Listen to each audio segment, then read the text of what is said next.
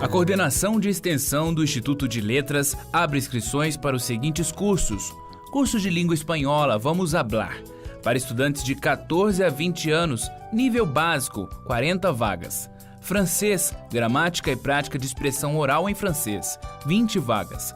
O aluno deve ter conhecimento correspondente ao nível A2 para acompanhar as atividades Francês para a terceira idade, Básico 1, 40 vagas. Básico 2, 20 vagas, idade mínima, 55 anos. Os cursos são gratuitos e as inscrições podem ser feitas no site www.ileel2.ufo.br/secle.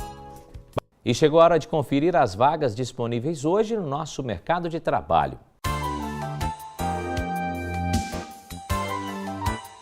Vaga para auxiliar de armazenamento. São 60 vagas em oferta. Não é exigida experiência e o salário é de R$ 949,00, mais benefícios.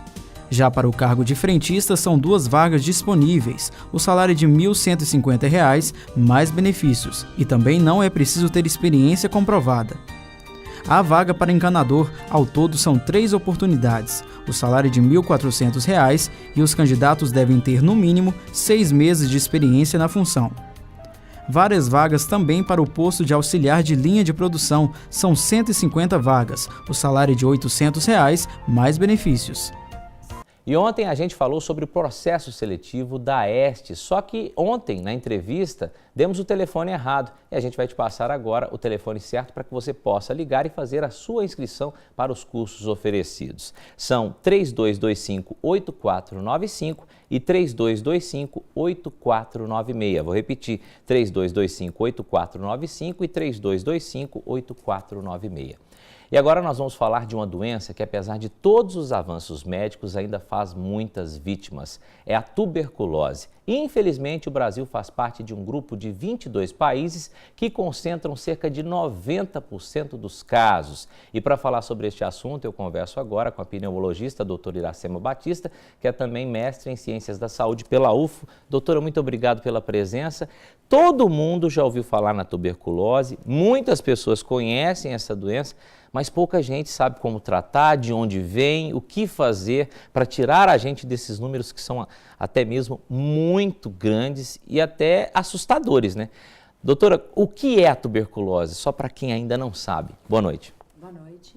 A tuberculose é uma doença infecto-contagiosa, né, transmitida por uma bactéria, Mycobacterium tuberculosis, antiguíssima essa doença, e ainda faz vítimas, né? Como você disse, o Brasil faz parte dos 22 países onde concentra em torno de 90% dos casos de tuberculose.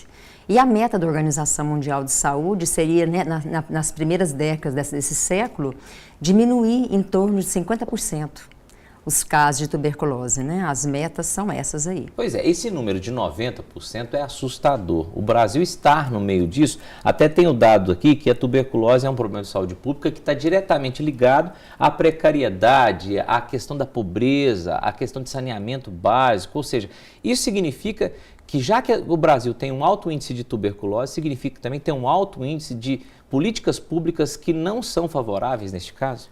O nosso país é extensão continental, né? É territorial, imenso, com desigualdades sociais. A taxa de incidência da tuberculose, se você comparar a região norte, nordeste, sul e sudeste, ela vai ter diferença. É um país onde tem diferenças regionais e, além das condições socioeconômicas da população e políticas de saúde que têm que ser contempladas, analisando essas diferenças, nós sabemos que a tuberculose está relacionada também com o estado imunológico do paciente. E algumas patologias interferem nesse perfil imunológico, como, por exemplo, as doenças que causam imunossupressão, como diabetes, cânceres, linfomas, várias doenças, né, doenças reumatológicas, elas podem diminuir as defesas do organismo e, como a micobactéria está no ar, a possibilidade existe do paciente infectar ou se reinfectar com a bactéria e daí poder manifestar a doença. Agora, muitas pessoas, quando falam em tuberculose, associam à gripe, né? Eu não sei se você vai falar isso, claro, com mais propriedade, mas talvez por causa dos sintomas, das consequências. O que tem a ver tuberculose com gripe? Tem gente que pensa até que a tuberculose é um agravamento de uma gripe. Como é que é isso, doutora? A tuberculose, dos sintomas mais principais é a tosse. E a tosse, ela é um sintoma de várias patologias respiratórias, inclusive, como você disse, quadros gripais, né, virais, ou virais, depois as gripes bacterianas, né? Então, asma, bronquites, DPOC, então são várias patologias que cursam com tosse. E o que a gente observa que a tosse há mais de 3 semanas, a gente chama de sintomático respiratório. Nesse paciente tem que haver investigação, tem que ser afastado a possibilidade da tuberculose. Ou seja, numa gripe ou num resfriado, essa tosse duraria cerca de uma semana, mais ou menos? 5 a 7 dias, regrediria isso aí, que a gripe não existe transformar em tuberculose. Sim. Não existe, isso é são ficção. patologias diferentes, embora com sintomas muito parecidos. A duração e evolução é que vai dizer isso aí. Pois é, para uma pessoa saber exatamente se ela está com esse tipo de problema e procurar um médico de forma mais rápida, além dessa tosse prolongada, como você disse, de 3 semanas, existem outros sintomas que podem ser tuberculose para que a pessoa possa procurar o atendimento médico? No início, o sintoma básico é a tosse. Com o passar das semanas, outros sintomas vão surgindo. É febre, inapetência, diminuição do apetite, febrícula à tarde, né? Porque nós sabemos que do diagnóstico, do início dos sintomas ao diagnóstico pode levar 2 semanas a 3 semanas. Então é uma doença lenta, é lenta. Até fazer o diagnóstico e começar o tratamento, às vezes vão aí 4 meses. Agora, existe um problema muito sério, que a tuberculose leva à morte. Existem muitas vítimas fatais pelo mundo afora, é muita gente que morre disso. Por quê, doutora? No Brasil, até na primeira década desse século 2000, século XXI, nós observamos uma diminuição da taxa da tuberculose, da incidência em torno de 26% e da mortalidade em torno de 32%. Isso é um ponto positivo, mas é uma doença que ainda leva à morte. Por quê? Porque muitos pacientes, é feito o diagnóstico, o paciente se recusa a tratar, ou melhor, ele não termina o tratamento.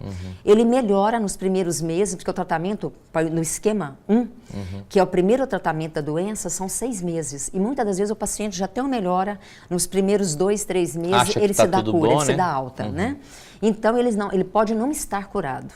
E uma doença que ela pode, mesmo tendo cura, ela pode, novamente, seu paciente pode se reinfectar.